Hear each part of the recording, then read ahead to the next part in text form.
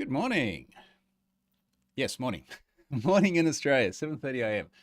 Right on the dot. I've just managed to go and grab a rushed coffee, scheduled just fine. Let me retweet the tweet. And I know for most of you, a lot of you, it's the other end of the day. Good Thursday evening. Live. There we go. Post that. That's good. Do not disturb. I did rush home, didn't I? Oh, do not disturb. Beautiful. All right. G'day. Uh, this week, I came up with pretty much everything to discuss this week. Um, right at the moment, I scheduled this, and I'm sure there's some other stuff, but I generally tend to go back and look through my Twitters. And I put a bunch of stuff in here, including some things about ransomware. And then, right as I did that, I went and looked at my tweets again and saw a really, really interesting thread, which sort of exemplifies what I think the problem is. So, I don't know where that's going to go, but I think it's an interesting topic for the day. G'day, Wayne. Wayne's here. Ben is in the morning. Mitch is just, who knows where Mitch is, and Rob. Thank you all for joining. Let's start with the sponsor, brand new sponsor this week. That sponsor is SecFence. Now, SecFence has got a webinar that they're promoting here, how to defend against the Evil Gen X2. Cooper Gretzky of Evil Gen X2 and Marcin Sazi of SecFence show a tool that counters MFA bypass. Now, I was doing a bit of reading about Evil Gen X2 just before. It is fascinating. It is an open source toolkit for phishing.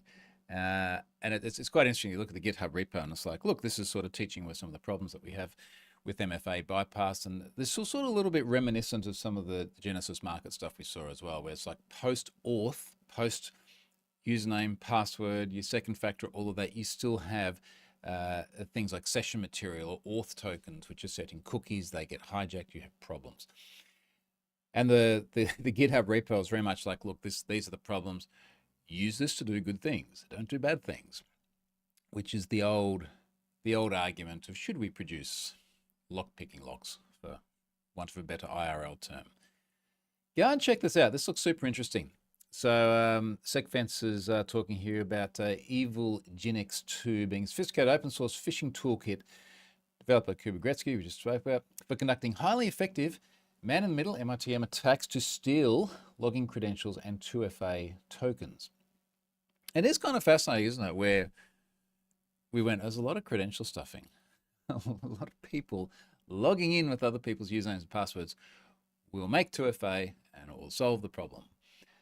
And then, of course, we started phishing OTPs because you can phish an SMS OTP. Oh, I've got to talk about SMS tonight too. You can phish an SMS OTP. You can phish a soft token from Authy. So we'll go and use security keys because you can't phish a U2F key. That's the joy of it.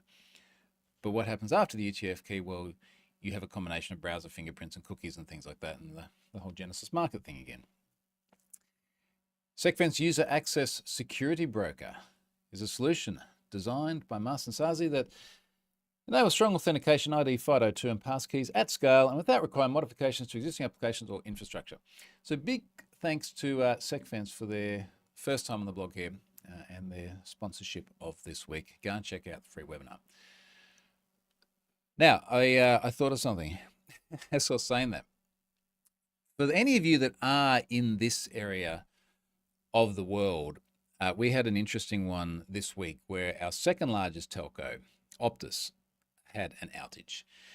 Now, Optus is famous because they're our second largest telco. Everyone here knows who Optus is. They're also famous because they got very pwned in September last year. Now, when we say very, very pwned, this is terrible. We had this sort of trilogy of really major data breaches in Australia. Beginning with Optus. We had Optus, and then we had Medibank, and then we had Latitude Financial. And this is the sort of thing that rising tide lifting all boats, etc., got everyone very aware of how bad our InfoSec is in Australia, which I think is pretty consistent with everywhere. But we just heard like bam, bam, bam, 3 things in a row. And at the time, the CEO got what's the right word? Maybe lambasted is the right word, by our Minister for Cybersecurity, because CEO said something to the effect of, "Oh, it's very sophisticated, highly sophisticated." I think the implication there maybe the state sponsored or the Russians or something, something like that. And our cybersecurity minister went, "No, it wasn't." Like it was very, very basic, which is honesty from politicians is nice. Anyway, the point is that the CEO had come out and said some stupid shit. Well, I guess just it's Australia. We're direct about it. Said some stupid shit and got called on it later on. Now we have this incident where what seems to have happened is a couple of days ago, a bunch of Optus services have just stopped. And I think from memory, they stopped pretty early in the morning, like 5 a.m. or something like that. And for the vast bulk of the day, they just didn't work. Now, think about a telco and all the things that are connected. Now, I hadn't quite joined the dots as to how many things are dependent on a telco. So, for example, one of our banks apparently couldn't send second factor authentication tokens. This is what I thought of when I was talking about SecFence, because they use Optus to send the tokens. So imagine you're trying to log onto your bank and it's like username, password, yes. Now wait for the SMS. Oh, there's no SMS, so I can't bank. Imagine what that does to individuals and to businesses and so on. And that was every customer of that bank, regardless of which telco they were using. But then, of course, flip it around the other way.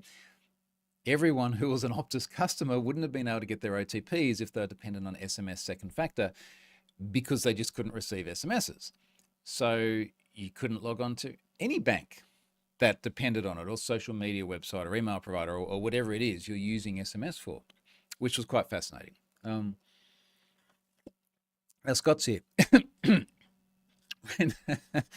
have a funny story with this, because when Scott came here for my wedding in September last year, and I remember where we were, because we were sitting in my car and you're like, "Oh, I need to get a SIM card here." And I was like, "Well, why can't you just be like me, where I go to the other side of the world and I pay like $10 a day or something, and I keep my SIM card and I can still get SMSs, something about England and privacy rights." So you're like, "I'm just going to get an Optus card, no problems, but you've got to identify yourself, or an Optus SIM card."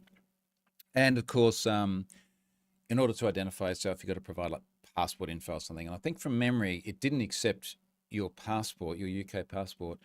So you're like, "Hey, Troy, another way you can verify yourself is to use an Australian credit card. Can I use yours?" And I'm like, "Yeah, sure. I'm a good mate. What could go wrong?" Next minute, Scott's in the Optus data breach. So with my credit card. So thanks, mate. Scott made a point here. No SMS on planes, which is why I would avoid SMS 2FA. I think everyone watching this understands many of the problems with SMS 2FA. And to put it in context, though, I've heard many times people, hopefully not this audience because I think you're smarter, many times people in this industry have said, never use SMS 2FA. It's worse than no 2FA at all. And I'm like, no, you can't do maths. It's like one factor plus something else is always going to be more than one. So it is always a better thing, at least from a security perspective. Now, of course, it does create the risk that we're talking about just here, where if you can't get SMS, it's always going to be better. And that the thing that SMS-based 2FA has going for it that beats every other form of 2FA that we practically have is that everybody knows how to use it. Everybody knows how to get an SMS and read the message. And it doesn't matter how technically illiterate you are, you can get an SMS, you can read the message. As soon as you're like, yeah, go and download Authy and scan this QR code and enter the token and make sure it's to your recovery code and yada, yada, yada, yada, that goes above the head of a lot of people, which is why the adoption rates are so low. Now, of course, I think we should be doing this, us security people, tech people, and I think we should be doing U2F keys wherever it makes sense, with the caveat again being that I'm getting hammered a lot for U2F keys when I'm downstairs and the U2F keys are in other places in the house. Or we should be using passkeys, but then they're still stored digitally somewhere. And if someone takes over your things, well, that's a problem. As Scott said, it's a little bit like hardware key is greater than one-time password, is greater than SMS, is greater than nothing, which is pretty much right. Now, Ben says you forgot one. He's probably going to say biometrics or app push. Yeah, and then, of course, we've got the problems we have been having at the moment where there's been like second factor spam, where someone's trying to get into your account and they're just like hammer, hammer, hammer, hammer. and you just keep getting all of these messages, and eventually you're like, stuff it, I'll just accept. Which is why we're now also seeing the number in a bunch of the implementations like Microsoft Authenticator, where you've got to enter the number that's on the screen as well, so you can't just push a button. And right about here, every time I have this discussion, I get to the point where it's like, it's a good industry to be in at the moment, isn't it? Because of all the problems.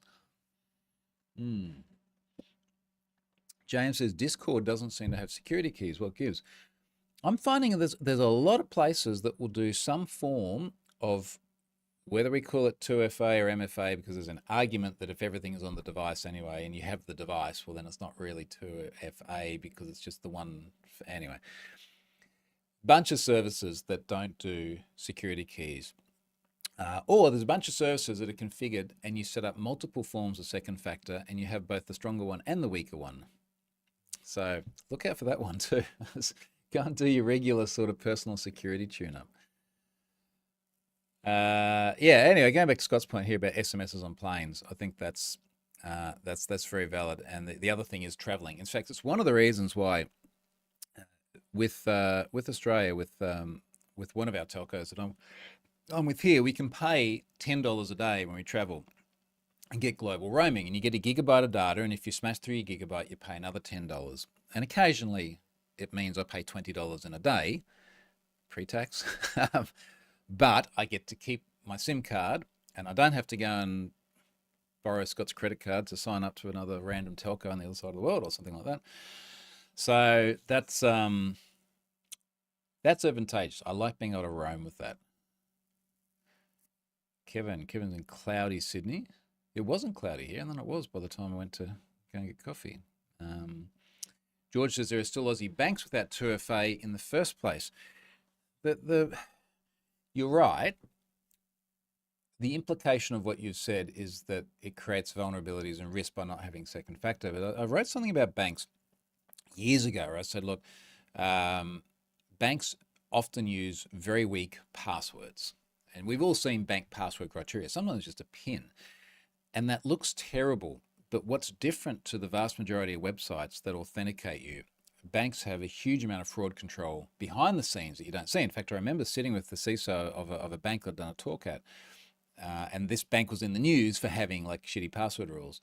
And he just kind of laughed and went, there's so much other stuff that goes on behind the scenes. It's not immediately obvious. Put it this way. When was the last time we saw a successful credential stuffing attack against a bank? I can't think of one I've seen. I certainly can't think of one I've seen in Australia. But only the other day, we're talking about 23andMe, and there's a gazillion other predecessors to that where we've seen successful credential stuffing attacks. So it does seem to be a harder problem. What else? James says, someone just added AI detection for push 2FA spam. Oh, interesting. So did they do that with AI? Are they using the AI to detect if there's AI? Let's just call it code. Scott says, now I use an app called Nomad. I can just buy an eSIM when I land in a country. It's awesome running dual SIMs in. That's not a bad idea. I'd be tempted to do that. See, I'd like to be able to, I wonder if I can get like inbound calls and SMSs without paying any extra money, but then do all my data roaming with something like that. Many countries I can roam to, but not AU and US, which are the main problems. Yeah. Rob Davis says, have you heard of Lusher? They state your personal information is processed by Lusher based on the legitimate interest of itself and its customers to engage in direct marketing. Vomit emoji. It does sound crap, doesn't it? That sounds like AI generated bullshit. Kevin says, I wish bank could send me an email with every login to internet banking. I think there's a really good discussion here around when are the right times to challenge and notify. Now, when I think about it, I'm trying to recall, I think the last time I set up my bank on my mobile device, I did get a notification. But when I log into the bank, I don't get a notification. Now, when I'm talking about when I log in from a device that's already set up, I'm pretty sure on the website I don't get it either. Yesterday, I had to pay some money to a bank account I'd never paid to before. So I picked up my mobile device, I Face ID'd my way in. I think it needed a password too, but I Face ID'd my way into one password, so it all just becomes a big blur of Face ID. Didn't get any notification. It was fine, but it's a trusted device. It's already been installed. I've already received the first notification. Set up the new bank account, and then it said we need to do a second factor verification, and it was an SMS, which is very typical. For the first time, I set up that new account, and then when I paid money to the account for the first time, I think I got another email, but I got some other form of notification. And I guess where I'm going with this is that there are times when there should be a challenge presented in order for verifications. There are times when there should be a notification, and I think deciding between the two and doing them at the right time is really important. There are loads of times. It's a little bit like the argument with long-lived session cookies or auth tokens. Like, how long should you be logged in for after you first enter it? Now, if you think about Facebook, say, it's like you Facebook your way in or authenticate to Facebook. I can't remember the last time I entered credentials for my Facebook account on a device already logged in. That's fine. I think about other things, like we use Zendesk for Have I Been Pwned tickets. Every single freaking day, they want me to log back in. And then they regularly want me to enter my second factor as well. And it's a pain in the ass. It's too much. It is absolutely too much. And you could make the argument, well, the risk is high because you've got a whole bunch of customer details and things in there. But I just don't know that every single day is the right amount. It seems excessive. Pisses people off. James says, fraud control. Just caught one of my dad's accounts before I'd even posted a couple of weeks ago. So my dad keeps accidentally entering his Gmail credentials into the wrong places. Now, I'm sympathetic to him. He's fairly technical as well. He was a pilot. He's retired now, but he was used to dealing with complex things. And later on, he showed me what he'd done. And he'd gone to a website to buy a battery for his model boat. And the website offered different ways to authenticate. Now, we know the difference between these, but think about it from my father's perspective. Mid-70s, not doing a lot of technical things anymore. All he wants to do is buy a bloody battery. And he goes there, and the website is like, log in with email, log in with Gmail, log in with Facebook, and you see where this is going now, right? It's like, are you logging in with a social provider, or are you logging in with credentials that are unique to that website? And inevitably what he's done is he's somehow managed to enter his Google credentials into the email and password box for the website itself. So he's literally just handed his credentials to a third party. Now, he has second factor enabled anyway, which is good, but you would also hope that that second factor wasn't, or rather that third party wasn't actually logging but you've just given it to them, you got to work on that assumption.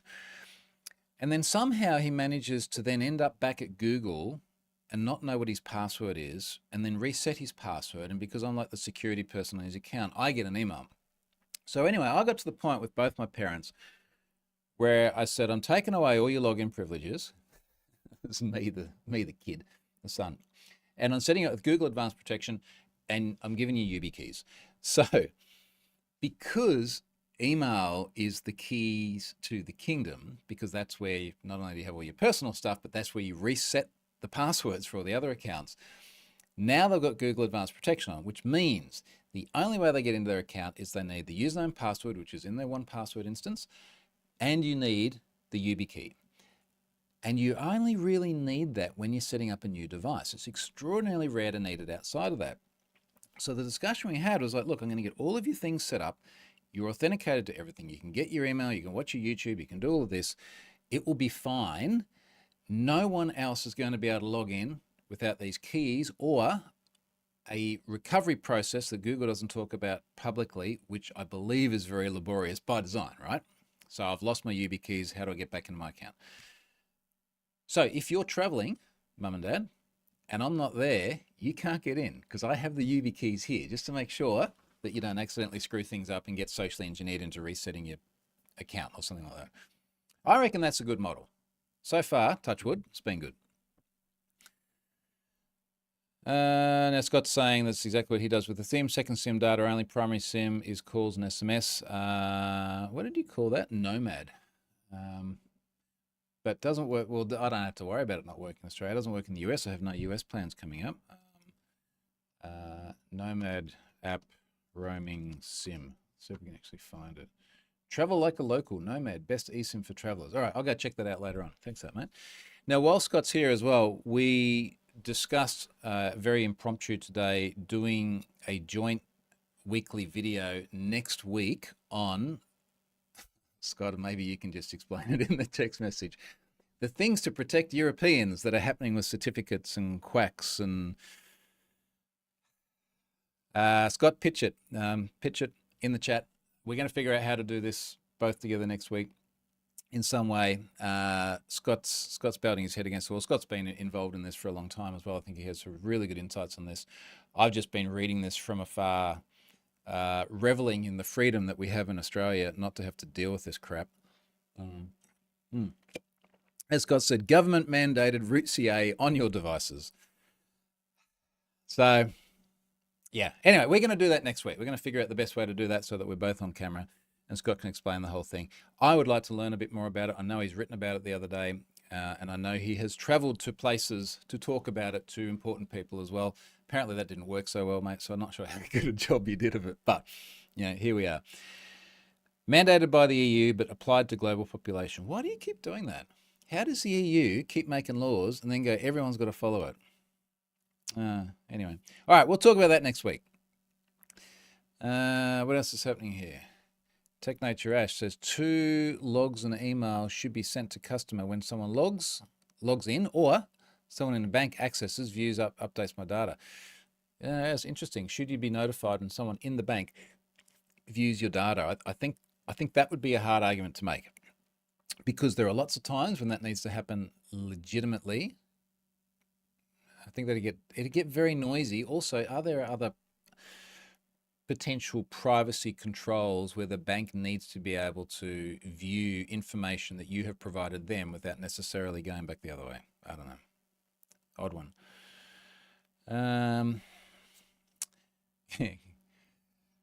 Kevin's saying what I've done with my mum and dad is parental controls the other way.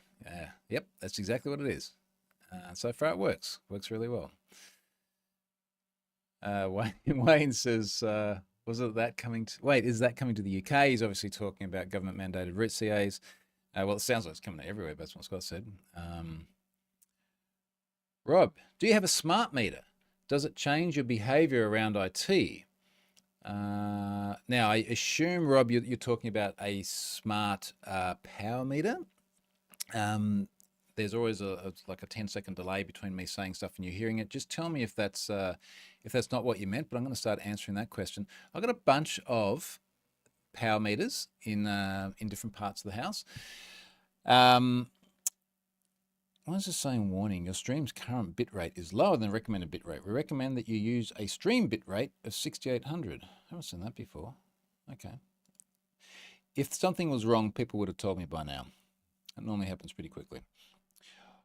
All right, so in terms of the power meters, I've got a bunch of smart plugs. In fact, there's a couple in the wall over there for a project that's been in progress for months and months.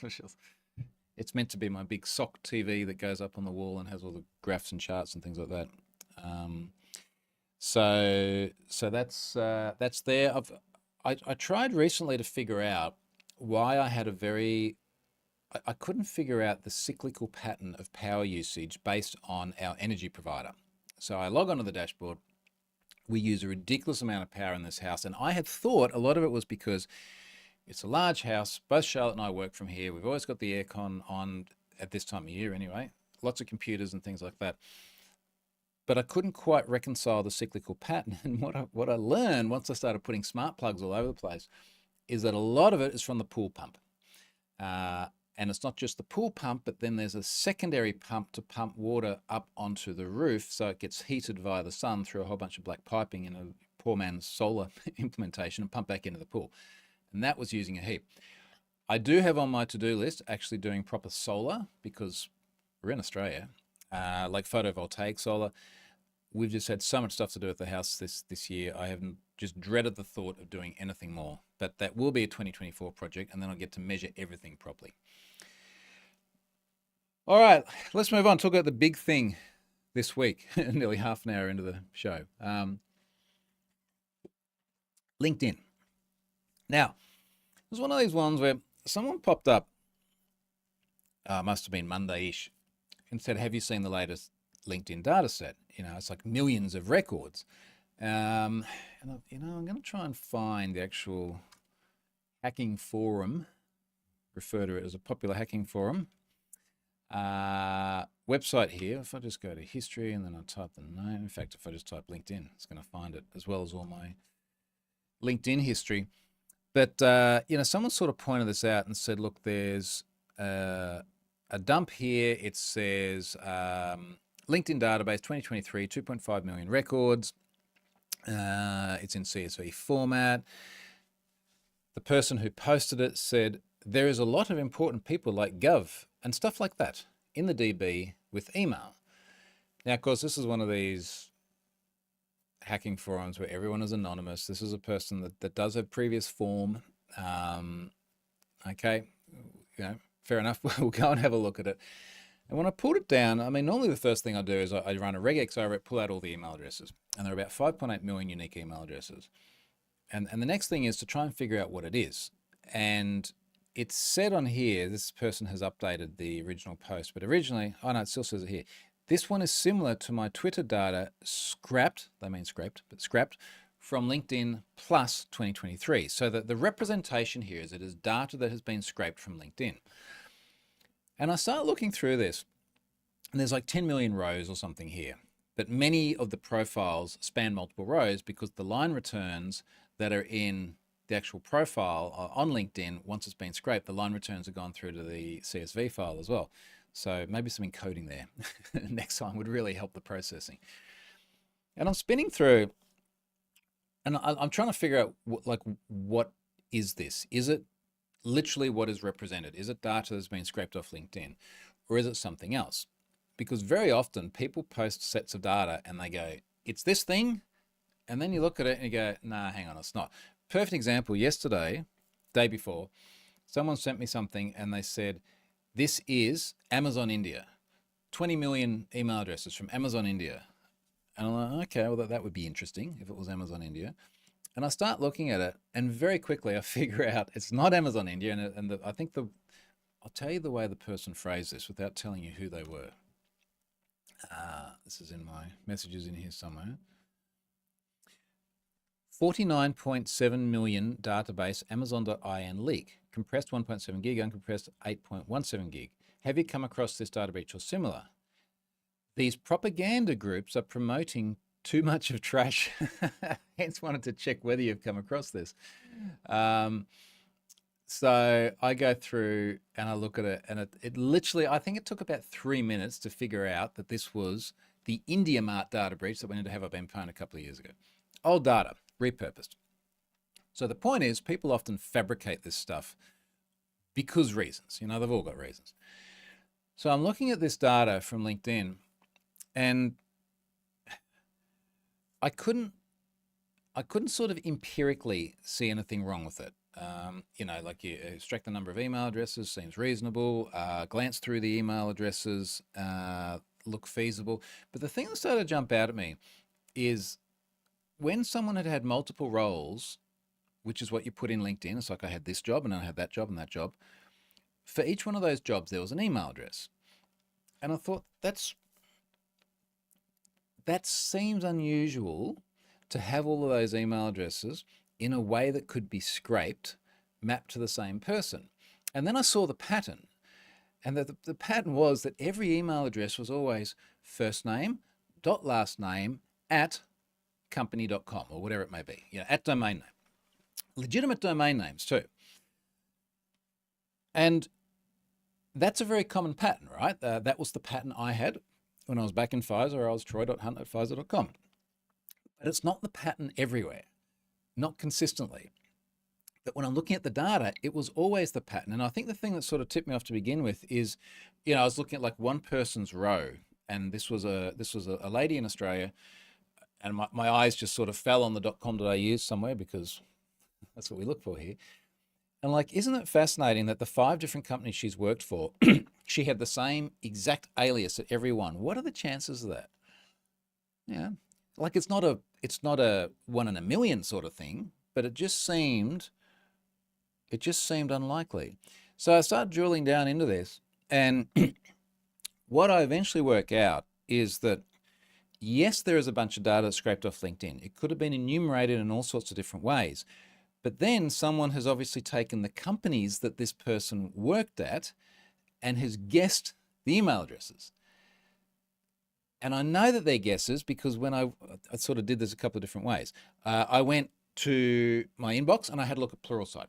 A lot of emails from people at Pluralsight, and what I realized from Pluralsight is that it is first name dash last name at pluralsight.com. I go to this data set and every email address in there is first name dot last name. I then go through and I have a look at some of the roles this lady had, and I look at, let's just call them acmecore.com.au. And say, okay, well, let's go to acmecore.com.au in Have I Been Pwned and see how the email addresses in there are structured. And they're completely different. So the email addresses are fabricated. Now, well, actually, I'll rephrase this. The email addresses are constructed. Now, if they're constructed, some of them are going to be right. Because if you worked at Pfizer and there wasn't another Troy Hunt there before you, you would be troy.hunt@pfizer.com. But if you worked at Pluralsight, it'd be wrong. If you worked the places this lady worked at, it'd be wrong. But some of them would be right. And you also can't change the fact that this person did work for that company and their personal data has been exposed and associated to that company. It's just the email address that's wrong. So there was enough legitimate stuff in there that I went, all right, let's load the data. So I went in to Have I Been Pwned. I didn't send a lot of notifications to individuals because individuals that go and sign up to Have I Been Pwned, there's now just about to tick over 4.7 million based on the little metric display on my desk. They're real email addresses. They need to be an exact match to the email address in the breach. So I think out of the 5.8 million that I originally loaded, there are about 1,800 individual subscribers. Very low hit rate, very, very low hit rate. That's about a 0.1%, or was it less than that? 5, that'd be 570,000, 57,000, that'd be 1%, 5,700 would be 0.1%. It's about 0.03%, so it's not very much at all. But tens of thousands of people monitoring domains, because it doesn't matter if the email address is real or not. If it's at a domain.com and you're monitoring domain.com, well, then you get a notification. So that went in, bunch of notifications went out, particularly to people monitoring domains. We got absolutely flooded with support tickets on Have I Been Pwned from people having various questions because, of course, now when you got really big domains, there's a subscription involved. And then later that day, I just got to read the tweet. Was it later that? Oh, no, it might have been overnight. Overnight, the person responsible for dumping that first lot of data, I must have said somewhere publicly, it's like, wow, I got absolutely smashed by that. The person responsible dumped more data and mentioned me. And they said, where's the mention of me? Here you go. Hello, Hacker Forum name. First off, I want to apology to Troy Hunt. He spent hours working in the first LinkedIn leak, it as a partial file. Both file partial and complete as zipped in diff files. So this is the full data. Here's 35 million rows with 12 gigabytes of uncompressed data. So this person's turned around and gone, sorry, Troy, you wasted your time. Here's a whole bunch of extra data. And suddenly the 5.7 million had another 14 million to add. So I ended up, this must have been Wednesday now, I ended up on Wednesday updating the breach with the extra 14 million, taking it to nearly 20 million. And then that's frustrating because the individuals have already notified, the 1,800, that's fine. I think I sent another 6,000 notifications to other people that are in there. But what about the people monitoring domains? By default in the past, what I've done is just sent domain notifications. If I had updated a breach, I just sent domain notifications to anyone who was monitoring domains that were only in the updated corpus, not the original corpus. But for this one, because it was so significantly different, I mean, it was literally like nearly 4 times the size. And of course, that changes the counts on so many of the domains. So I could have emailed, let's say, for argument's sake, I emailed someone at Pfizer if they're monitoring it and said, you know, you've got 100 people in this incident, and now it's 600 people.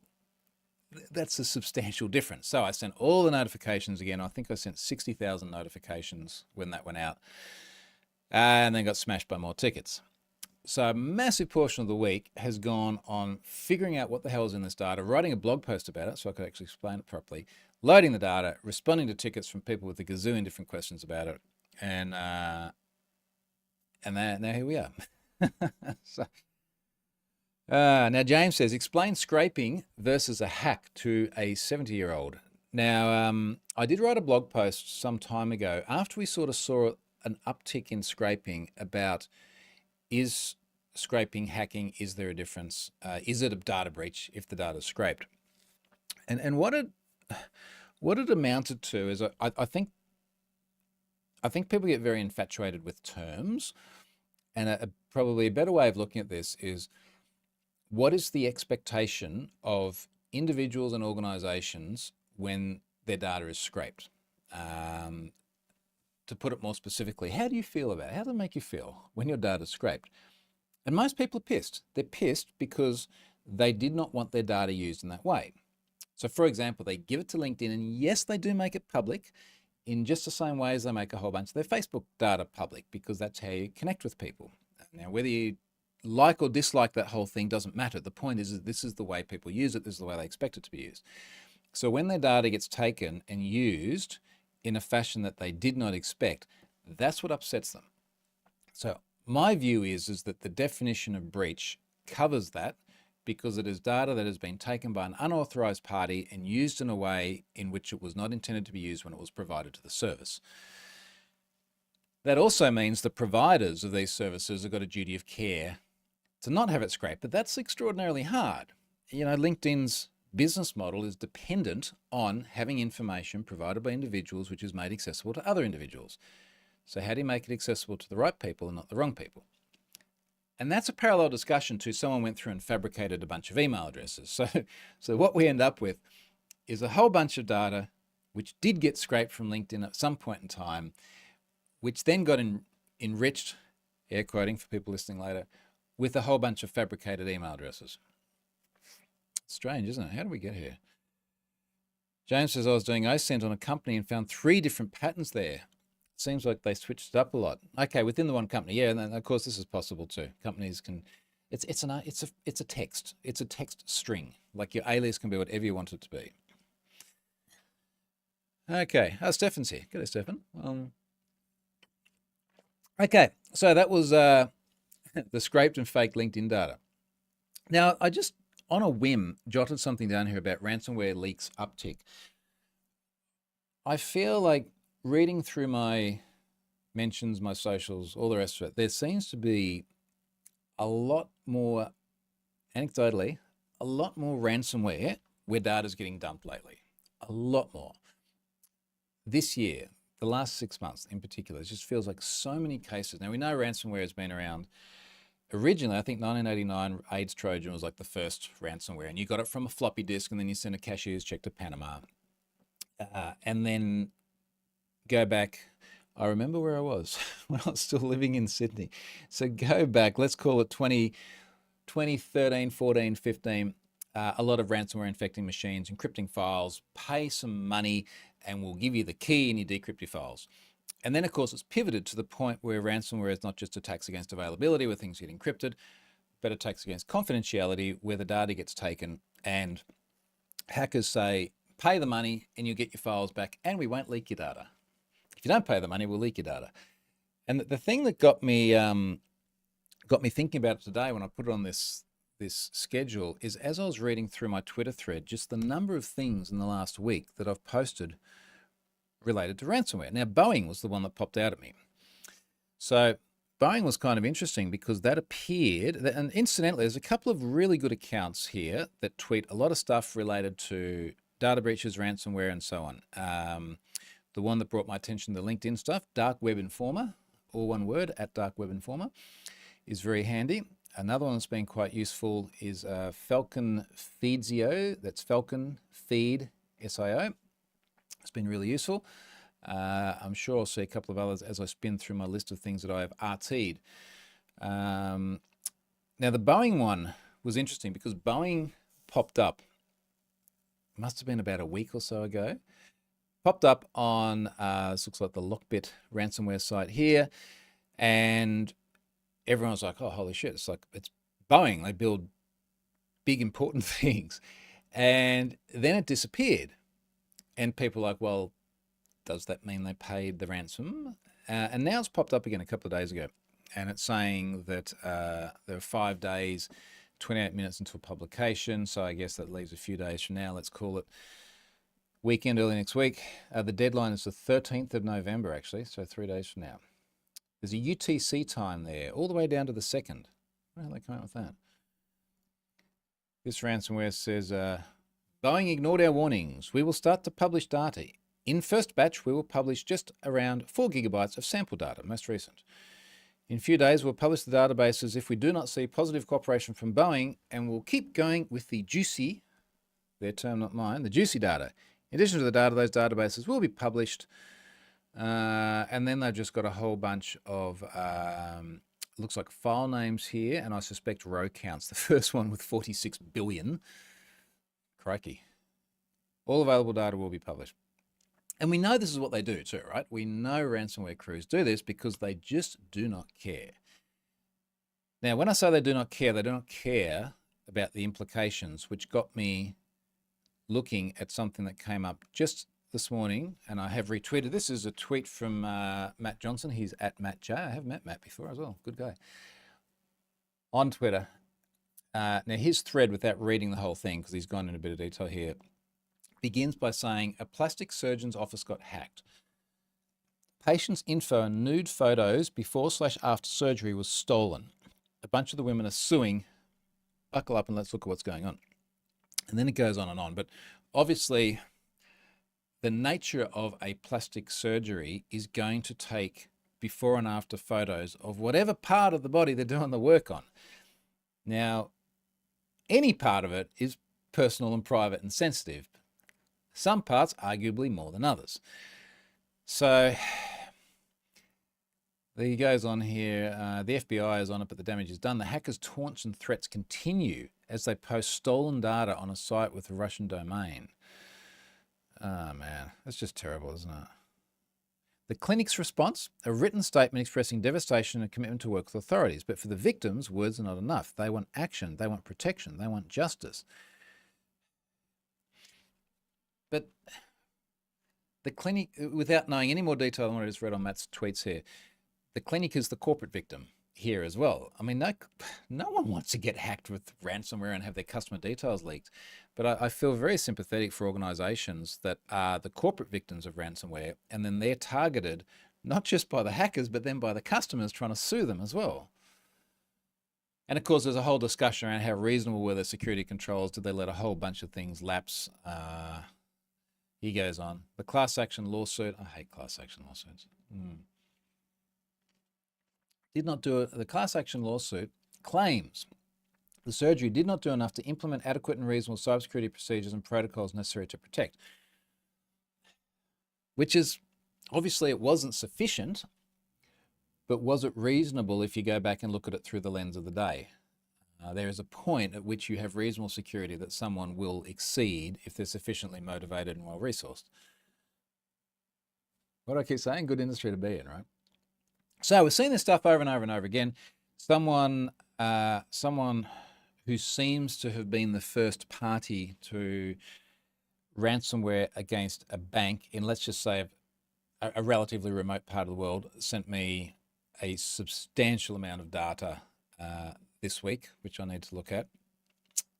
Looks like they've been trying to shake down the bank. I have been chatting with the bank, and the discussion with the bank effectively boiled down to, have you notified your customers? If so, could you please show me the disclosure notice so that I know how to deal with this? And then the crickets started. All I've heard is crickets. Maybe I'll follow them up again after this. Go, hey, about that thing where like hundreds of gigabytes of your customer data got ripped off. Have you let them know? Because it sounds like they've not done disclosure. Anyway, part of where I'm going with this, and I've spoken about this before, is I suspect, and maybe this bank is a good example, I suspect the disclosure of organizations who are the corporate victims of ransomware, their disclosure to the individuals impacted is fairly lacking. And I'll give you a good example. This bank where someone sent me data looks to be an extraordinarily large number of emails, like .eml files. Is that bank going to notify all of the people in those emails?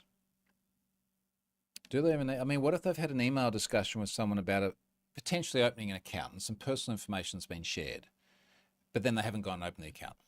Does that person get told that their data and their personal info has just been disclosed in a breach? I'm going to say almost certainly no. It's a messy one. It's a messy one, but I would like to have the capability to index that stuff. I think that would be really, really useful for people to know. I'm conscious also it does throw, in this case, the bank under the bus, because imagine you're some rando, some person who's not a customer, and you get a notification saying this bank has your data, it was in a breach, and you're going to be like, well, the bank never told me. Well, what do you do next? You're going to unleash fury at the bank. And this is what happens every time people find themselves in a data breach where they haven't been told. There is always a proportion that loses their shit, understandably, at the institution involved. So if I start indexing this stuff, that's inevitably going to happen. Kevin says, just came to my mind that poor Optus customers might be contacted by bad guys and get convinced to share their bank account as we want to refund you money for the outage. I think the only saving grace there, Kevin, is that when that breach happened last year, it was only about 10,000 records that were leaked publicly. I think it was like 10,200. And if you remember, someone posted it to the same hacking forum where this LinkedIn stuff was just posted, or rather the predecessor of it. And then they apologized and I think went to their room to think about what they'd done. But anyway, that like the whole corpus of 11 million people or whatever it was never went out there. Now, that said, about half the adult population of Australia seems to have an Optus account. So if you were just like spamming .com.au emails, you'd get a bunch of Optus people anyway. Stefan says, Troy, has the smoke detector stopped yelling? So I sent Stefan a video yesterday, and I shared some photos a little while ago about our kitchen. Anyway, the kitchen's done. We got one of those Bora induction tops with an extractor built into the middle of it. And we had this, I had this idea, which was to like make a teppanyaki thing last night. So we got one of these like double-sized teppanyaki plates. The Bora has got 4 different areas, but you can join 2 of them together so it becomes one area. And you're meant to have like a garlic butter to cook a lot of the teppanyaki stuff. And it's, the amount of smoke was, I should post the video. The amount of smoke was crazy. I sent it to Stefan. We had all the doors and windows open. All the Nest smoke detectors were going off. It was great. We had a really good time. So yes, they've stopped yelling. The house is clean again, which is good. Okay, what's next? Let me do the last thing. And then, hey, Scott, if you're still around after that, I might give you a quick call. So don't disappear unless you're going to bed. This is relevant to Stefan as well because he's been doing a bunch of work around this too. Rolling to serverless SQL Azure. So we're, geez, in about 3 and a bit weeks, we're going to hit 10 years of Have I Been Pwned. And one of the core reasons I built the service in the first place is because I wanted to build some stuff on cloud. And this was modern cloud where it wasn't like just pick up all your stuff and put it in a VM on the cloud, but like cloud first paradigms, platform as a service paradigms, the Azure App Service, table storage, things like this. And all of that obviously worked out really well. But what ended up happening over the course of time is, we've had like a decade of progress and we've had better tools and better ways of doing things. So I've been gradually migrating things from platform as a service to more serverless architectures.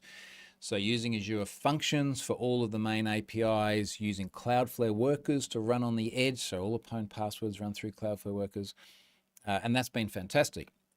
But, that's the app tier, right? The data tier itself, I guess you could argue, table storage was always serverless, but there's also been a relational database. There has been a SQL database to do relational databasey things. So when you sign up for notifications, when I'm processing a lot of data, when you do domain searches, all of that runs in a relational database. But that was a fixed size SQL Azure instance. And more recently, there has been the release of a SQL serverless version. And Steph and I were doing a lot of chatting about would it make sense to roll over there, particularly as we started to talk about rolling all of the billions of records in table storage into SQL Azure, which is progressing. I've spoken about that before, so I won't go back into the whole story about why I want to do that. But as we were looking at it, it's like, well, how are we going to scale the whole thing? I'm going to look at some of my stats now as I'm talking. Say, what size SQL instance would we need? Could we just roll to serverless? Now, I did test this, so I used another database. I think I might have used like the Hack Yourself First database that Scott and I run the workshops from. So I did test this, rolled that to serverless. It was a very frictionless process. It's like literally just going into your Azure dashboard, changing the instance from whatever DTU size it was before into serverless, and then just specifying the number of vCores you want. So what you can do is serverless. Let me go and explain this using the correct nomenclature. Whoops, SQL databases. There we go. I'm going to go into my Have I Been Pwned database just here. I'm going to go into compute and storage. And somewhere in here I can set the scale. So what we did is we rolled to a general purpose, which is the most budget friendly, service tier. There is also a hyperscale service tier, which is then backed by a whole bunch of SSDs and other things which we believe are in excess of what we actually need. Set it to serverless, and then you set the number of vCores you want. And you have a range, a min vCore, max vCore. And what you get then is you get a charge, which is a cost per vCore per second. Now this is 0.000239 Aussie dollars per vCore per second. So as you add more vCores, obviously your cost goes up. And it's serverless, so it should spin more vCores up as it needs it. Now we rolled this over the other day, last weekend actually, and it was great. The rollover went really, really smoothly. I did purge a whole bunch of logs and other crap that frankly were just excessive and we didn't need, so I massively trimmed down the size of the database first, rolled it over, resized the database so it's a bit smaller, and now we're running with a maximum of 4 vCores and a minimum of half a vCore. One of my complaints, for anyone listening that has any control over this, is that if I want to have a maximum of, say, 8 vCores, then I've got to have a minimum of 1 vCore. So if you want to, in a perfect world, you just completely stretch your range out. So you could have as few as necessary and as many as necessary. But if I want to have a max of 8 vCores, I have to double my min vCore, which effectively doubles my cost if it's sitting there just running at idle most of the time. So I've sort of been tweaking this and playing with it a little bit. The graphing is actually pretty good. So I can see, for example, let's see the last day. Here we go. So the sum of the app CPU for this database is 59,610. So I have used 59,610 vCore seconds. So if you multiply that out by 0.002, whatever it was, you end up with the amount for compute. You then pay amount for storage. I think that storage amount at the moment is about $23 a month for 100 gigabytes. This amount of compute, I think might be a single-digit dollar a day price, which seems pretty good. I can see compute utilization, which shows me a percentage of available resources being used, and it's, what have we averaged? We've averaged, why does it say 4% when every line is like somewhere between 0 and 3%? We've averaged not very much, which is good. So when it's spinning up, it's absolutely seamless. I'm not seeing any problems there. I've seen a couple of things where performance was just way, way faster, particularly breach processing. I shared some of that with you the other day, Stefan. I have seen a couple of things that have been very slow as well, but I'm just not sure whether that's because of going serverless or some other reason. But so far, everything I've been able to like empirically measure, this seems to be fantastic. When I do need more than the 4 vCores at a time, you can move the sliders, both the max and the min, and stuff just adjusts, which is actually really cool. So early indications are this is super, super cool. So as we sort of talk about rolling all of the data from table storage into SQL Azure, I've got a lot more confidence now that when we do that, we're not going to create an environment where either performance is going to completely suck or my bill is going to be shocking. So I think we're on track there. Stefan saying Switch was amazingly smooth. Yes, it was. Scott says if it's serverless, what does it run on? Runs on servers, mate. Stefan says it felt too smooth. Like it's quiet, too quiet. James says, in a breach happens, have I been pwners in the news, server on fire? Well, but this has sort of been part of the, I was going to say game, but I think game's a reasonable thing. Part of the game is like, how do you make this as big as possible with the lowest possible overhead and like as elastic as possible, such that it can stretch out and change.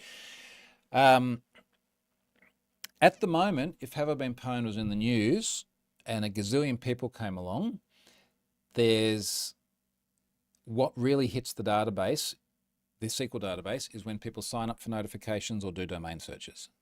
And that's a small portion of the overall traffic. The vast bulk of the traffic hits functions, serverless, runs on servers, and then that hits table storage under that. The question that we've got to answer for ourselves now is that if that model rolls to SQL Server and we suddenly have 20 million people in a day come to the site and all start doing searches, and it hits the function API and then it hits a SQL database and it does a SQL search, what does that do to performance? And I don't quite know. This is a kind of the little scary bit about it. I don't quite know.